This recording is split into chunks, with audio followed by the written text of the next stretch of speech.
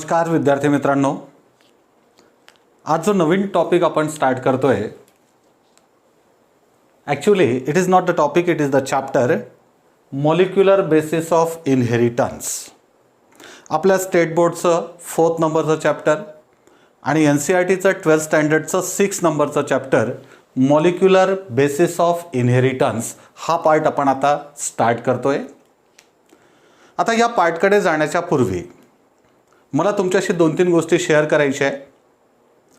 जे नवीन टेक्स्टबुक आपल्या महाराष्ट्र स्टेट बोर्डचं आलेलं आहे, या टेक्स्टबुकनुसार जो काही रिवाइज सिलेबस तयार झालेला आहे तो सिलेबस आणि जुना जो NCERTचा सिलेबस आहे, हे दोन्ही सिलेबस नियर अबाउट 95% सेम आहे.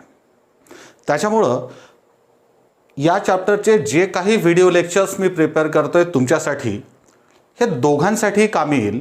म्हणजे स्टेट बोर्डसाठी कामी येईल, एंट्रन्स एक्झामसाठी सुद्धा कामी येईल, फॉर एक्झाम्पल नीटसाठी कामी येईल, MSCETसाठी सुद्धा कामी येईल. आणि आणखीन एक महत्त्वाचा मुद्दा, या चॅप्टरवर जनरली लॉंग आन्सर क्वेश्चन येत आहेत, त्याच्यानंतर याच्यावर शॉर्ट आन्सर क्वेश्चन येत आहेत, 1 मार्क्सचे क्वेश्चन येत आहेत, MCQ पण या चॅप्टरवर विचारल्या जातात. आणि जर तुम्ही कॉम्पिटेटिव्हचा अभ्यास करत असाल तर कॉम्पिटेटिव्हमध्ये जर तुम्ही मागच्या काही वर्षाचे पेपर्स उघडून बघितले तर तुमच्या असं लक्षात येईल, या चॅप्टरवर ॲटलिस्ट 3 आणि मॅक्झिमम 5 म्हणजे 3 to 5 याचा जर ॲव्हरेज आपण कन्सिडर केला, नियर अबाउट 4 क्वेश्चन्स विचारलेले आहेत. आणि आणखीन एक महत्त्वाचा मुद्दा हा आहे, या चॅप्टरवर जे क्वेश्चन्स येतात ते काही सरळ क्वेश्चन्स असतात, अगदी साधे क्वेश्चन्स असतात, पण काही क्वेश्चन्स मात्र कन्सेप्ट बेस्ड क्वेश्चन्स असतात.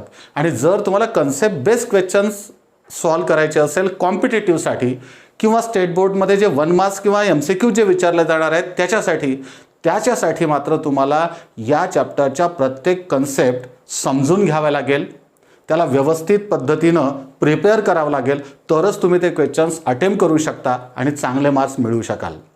आणि तुम्ही जर माझे व्हिडिओज या पर्टिक्युलर चॅप्टरचे सर्वच्या सर्व व्हिडिओ केअरफुली बघितलेत, त्याला नोट डाऊन केलं, त्याच्यावरून स्वतःच्या नोट्स प्रिपेअर केल्या, तर मी तुम्हाला ॲसिडिटी देतोय, तुमचा 1 मार्क्सचा क्वेश्चन असो, तुमचा शॉर्ट आन्सर क्वेश्चन असो की लॉंग आन्सर क्वेश्चन असो, जाणार नाही, तो तुम्हाला व्यवस्थित सॉल्व करता येईल. आणि राहिला प्रश्न MSCET आणि नीटसाठी सुद्धा सर्वच्या सर्व पार्ट्स मी व्यवस्थित पद्धतीनं तुमचा कव्हर करून देईल. तुम्ही फक्त एक काम करायचं आहे, येणारे सर्व व्हिडिओ जे आहे या चॅप्टरसाठी हे व्हिडिओ केअरफुली तुम्हाला पाहिजे आहेत. आणि फक्त पाहूनच बघणार नाही, तर त्याच्यावरनं स्वतःच्या नोट्स तुम्हाला प्रिपेअर करायच्या आहेत. आणि या पद्धतीनं जर तुम्ही प्रिपरेशन केलं तर तुम्हाला चांगले मार्क्स मिळवण्यापासून कोणीही रोखू शकणार नाही. तर मित्रांनो, आज सुरू करूया आपलं नवीन chapter molecular basis of inheritance. मी राजेश्वर येवले आपलं सर्वांचं स्वागत करतोय माझ्या आणि तुमच्या या यूट्यूब चॅनलमध्ये, biology Yewale sir online classes. तर मित्रांनो, सुरू करूया आजचा topic molecular basis of inheritance. आता या मॉलिक्युलर बेसिस ऑफ इनहेरिटन्सकडे जाण्याच्या पूर्वी we have already discussed and learned a chapter biomolecules which is included in your 11th standard textbook. And in that chapter we have studied nucleic acid, and this chapter is totally based on the nucleic acid, and we will start this chapter from the nucleic acid. If you consider the nucleic acid, this nucleic acid is discovered by a scientist whose name is Friedrich. Who is the scientist?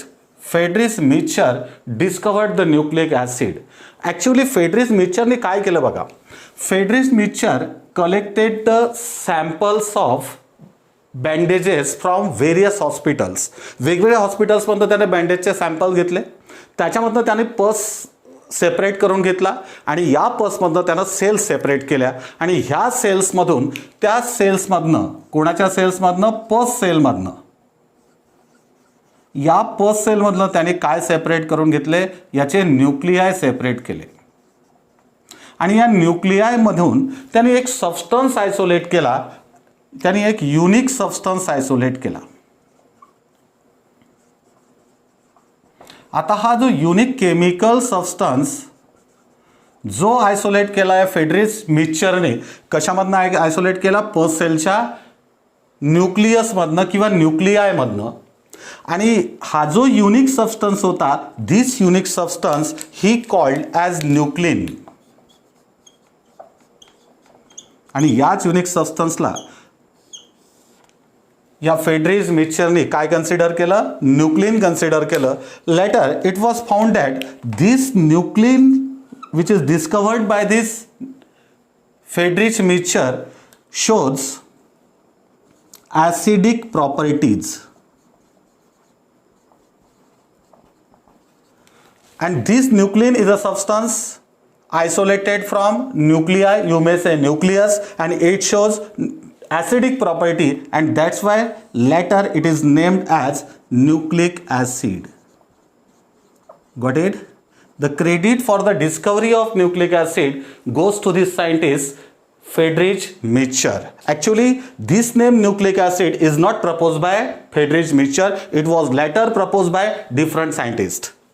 Now, we have to study the types of nucleic acid. If you consider nucleic acid, these nucleic acids are of two types. Now, which are the two types of nucleic acid? The first type of nucleic acid is DNA and second type is RNA. All of you know the long form of DNA.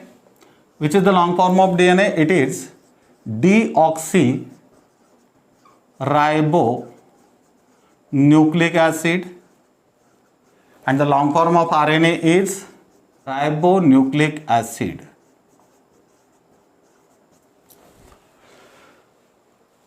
This DNA acts as, आता DNA काय करते बघा. This DNA acts as genetic material in all living organisms except some viruses. तर महत्त्वाचं sentence आहे, लक्षात घ्यायचं आहे. हे जे डीएनए आहे, डीएनए काय म्हणून काम करत आहे? जेनेटिक मटेरियल म्हणून काम करत आहे. पण कुणामध्ये काम करत आहे? In all living organism except some viruses. Got it? Now this RNA is of two types. The first type RNA is genetic RNA. जो फर्स्ट टाइप आहे RNAचा, that is the genetic RNA. And the second type of RNA are the non genetic RNA. RNA are of two types. The first one is genetic RNA and second type is non-genetic RNA. आता याचं नावच indicate करेल की genetic RNA कोणाला म्हणायचं आणि non genetic RNA कोणाला म्हणायचं.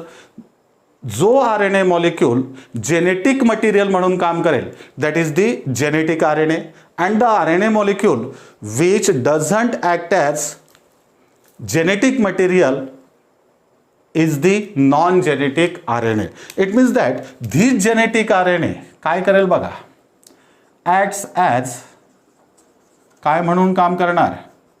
Genetic material. पण कोणामध्ये लक्षात घ्यायचं आहे? In some viruses. काही व्हायरसेसमध्ये RNA मॉलिक्यूल प्रेझेंट असतो आणि तो त्या ठिकाणी काय म्हणून काम करतोय? जेनेटिक मटेरियल म्हणून काम करतं. आणि त्याच RNAला आपण काय म्हणतोय? जेनेटिक RNA असं कन्सिडर करतोय. आता राहिला प्रश्न non genetic RNA. These non-genetic RNA mainly are of three types. याचे आपण मेनली 3 टाइप्स कन्सिडर करतोय. आता विचार दोज 3 टाइप्स.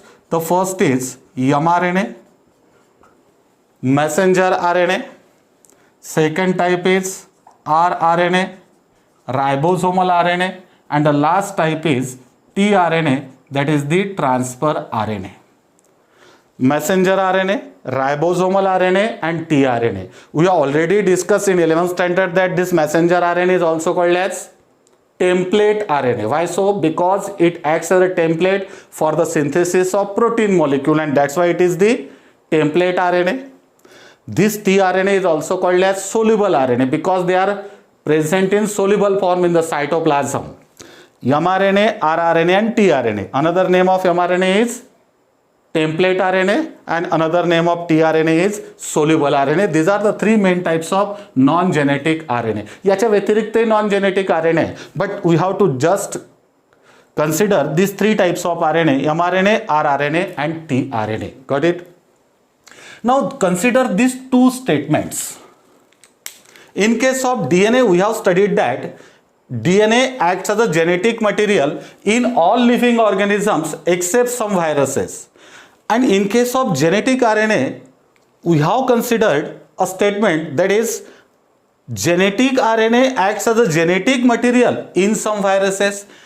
याचा अर्थ काय होतोय लक्षात घ्या. If you consider viruses, you know that viruses are placed on the borderline of living and non-living.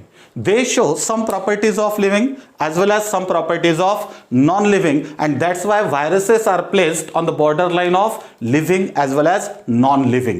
आता बघा या viruses मध्ये काय. आता या टू स्टेटमेंटला जर आपण इंटर करेक्ट करायचा प्रयत्न केला तर तुमच्या असं लक्षात येईल हे जे व्हायरसेस आहेत, आता काही व्हायरसेस मध्ये DNA हे जेनेटिक मटेरियल आहे, काही व्हायरसेस मध्ये RNA हे जेनेटिक मटेरियल आहे. आता बघूया, म्हणजे याचा अर्थ असा आहे की हे जे एक स्टेटमेंट मी या ठिकाणी लिहितो, it is very important statement regarding the viruses. Viruses content either DNA or RNA, never both. पक्क लक्षात ठेवा हे स्टेटमेंट. व्हायरसेसमध्ये एकतर DNA राहील किंवा RNA राहील, दोन्ही एका व्हायरसेसमध्ये प्रेझेंट राहणार नाहीत. आणि जरी DNA असेल किंवा RNA असेल तर जे काही न्यूक्लिक ॲसिड राहील व्हायरसेसमध्ये ते त्याचं जेनेटिक मटेरियल म्हणूनच प्रेझेंट राहील. पण जर व्हायरसेस सोडून कुठलाही ऑर्गॅनिझम तुम्ही कन्सिडर करा, प्रोकॅरियोट घ्या किंवा यूकॅरियोट घ्या, या दोघांमध्ये DNA ही प्रेझेंट आहे, RNA ही प्रेझेंट आहे. आता जो DNA प्रोकॅरियोट्स आणि यूकॅरियोट्स मध्ये प्रेझेंट आहे, it is the genetic material. आणि जे काही RNA प्रेझेंट आहे ते जेनेटिक RNA नाहीत, ते फक्त कोणत्या टाईपचे RNA आहेत? नॉन जेनेटिक RNA आहेत. लक्षात घ्यायचं आहे. लक्षात राहिले स्टेटमेंट. मी परत रिपीट करतोय. व्हायरसेस कंटेन आयदर DNA और RNA, never both. And if virus contains DNA or RNA, that is as a genetic material. काय म्हणून प्रेझेंट राहील? Genetic material. आणि जर प्रोकॅरियोट आणि यूकॅरियोटला तुम्ही कन्सिडर केलं तर या दोघांमध्ये तुम्हाला दिसेल की DNA प्रेझेंट राहील आणि RNA प्रेझेंट राहील. DNA काय म्हणून प्रेझेंट राहील? जेनेटिक मटेरियल म्हणून. आणि RNA कोणते प्रेझेंट राहतील? Non genetic RNA, mRNA, rRNA आणि tRNA प्रेझेंट.